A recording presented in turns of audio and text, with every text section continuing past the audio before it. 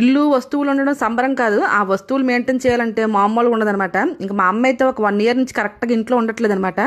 ఇంట్లో లేకపోయేసరికి ఇల్లు అంతా చెదలు పట్టేసింది. అసలు చూడండి, బయటికి అయితే ప్లేవుడ్ చాలా అందంగా నీట్గా కనిపిస్తుంది, లోపల నుంచి అయితే మొత్తం తినేసింది. చూడండి, లోపల డెక్లో ఉంటుంది కదా చెక్కది, అది మొత్తం తినేసి ఇసకిసగలా రాలిపోతుంది చూసారా.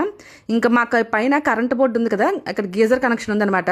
అది పనిచేయట్లేదు కదా, ఈ బోర్డు చేయించడానికి పిలిస్తే వాళ్ళు చెప్పారు మొత్తం చెదపెట్టేసిందండి, గుల్ల అయిపోయింది లోపలని. అప్పుడు చూసుకున్నాం అనమాట, అలా ఉంటుంది అసలు. ఇంక ఇల్లంతా చెదల ముందు కొట్టిస్తున్నాం అనమాట, చెదలు బాగా పట్టేసాని. ఇంకా చెదల బంధువులు ఇద్దరు వచ్చి ఒకళ్ళు డ్రిల్లింగ్ చేసి మొత్తం హోల్స్ చేస్తారు కింద అంతాను. ఇంక ఇంట్లోని ఇంటి బయట అడుగడుక్కి ఇలా చేస్తారు. ఇలా హోల్స్ అన్ని చేసేసిన తర్వాత హోల్స్లోనైతే ఇలా చెదల ముందు స్ప్రే చేస్తున్నారు అనమాట. అలా స్ప్రే ఒక అతను చేస్తుంటే ఇంతలోపు ఇంకొక అతను అయితే ఎక్కడెక్కడైతే హోల్స్ చేశారో ఆ ప్లేస్లో అన్నింటిలోని పిఓపి అయితే ఇలాగ పెట్టేస్తున్నారు అనమాట నీట్గా.